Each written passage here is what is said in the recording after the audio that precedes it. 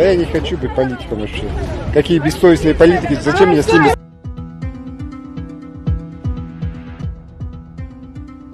Мен ойлойм ошол убакта деле белгилүү болгон ким кимди өлтүргөндүгү. Бирок андан биздин силовой структурадагы жетекчилер коркушкан. Байып качып барып, мына эшикти кармаган, эшикти кармап ары карай түрткөн. А бул эшик чындыгында бери карай ачылмак. Ушул учурда Ахматбаев ушул жерге жыгылган. Орта Азияга таасирдүү Крим авторитет Рысбек Ахматбаевдин мыкаатчылык менен чак түштү атылып кеткени коомчулуктун өрөөнү учурган. Карылар дүйнөсүндө лидер, жогорку кеңештин депутаты болгон Ахматбаев 2006 жылдын 10 майында Бишкектин четиндеги Көкжар айылында өлтүрүлгөн. Анын өлүмүнө күбө болгондор Ахматбаев мечиттен чыккан кезинде Audi 100 үлгүсүндөгү уна менен белгисиз адамдар куралдуу кол салышкан. Крим төбөл жүрөгү менен башына тийген октон көз жумган. Бул өлүм коомчулукту коркутканы менен өз учурунда иликтенген эмес. Рысбек Ахматбаев чыгып ушул жерге келгенде, ушул жерге мына мен турган жерге келгенде, мына ол тараптан мына силерге өтөт, тетеге аял бара жаткан жерден машинада аңдып турушкан. Ошол жерден Audi үлгүсүндөгү Audi 100 маркасындагы үлгүсүндөгү автоунаадан келип, бат келип туруп мына жерге токтогон. Ушул жерден токтоп туруп, Рысбек Ахматбаевга 6-7 метр аралык калган. Ушул жерден автоматтан ок жаадырышкан.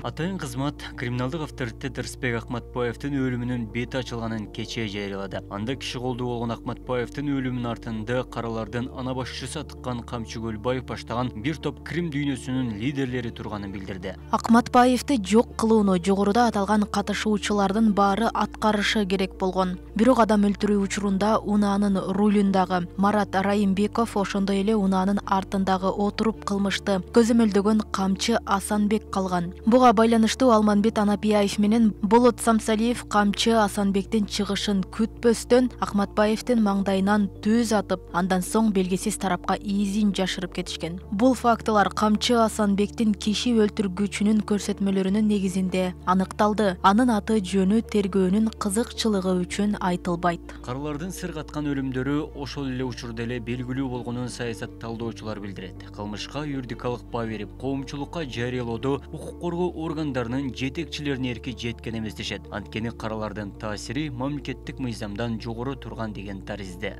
Ошол убакта деле ачышкан. Мен ойлойм ошол убакта деле белгилүү болгон ким кимди өлтүргөндүгү.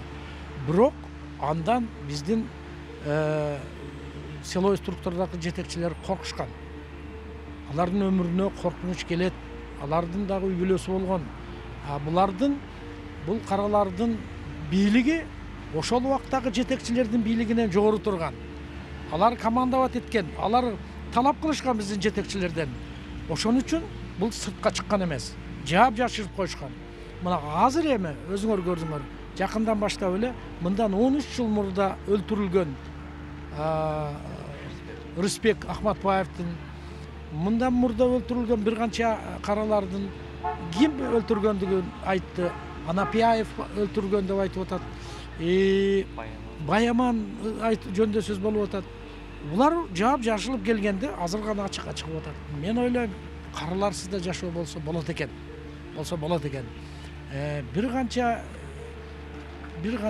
коммерсанттар, бир канча жанагы акча кармап жүргөн адамдар азыр коркпой калышты деп ойлоп атат. Бирок дагы эле эрте, дагы эле бар, жок эмес. Бир экөө менен эле бул иш бүтүп калбайт. Ушуну мен ойлойм биздин жогору жактагы жетекчилер эске алуу менен карашат. Анткени биздин жогорку силовой структура жетекчилеринин примерин мына Өзбекстанды көрдүңүз.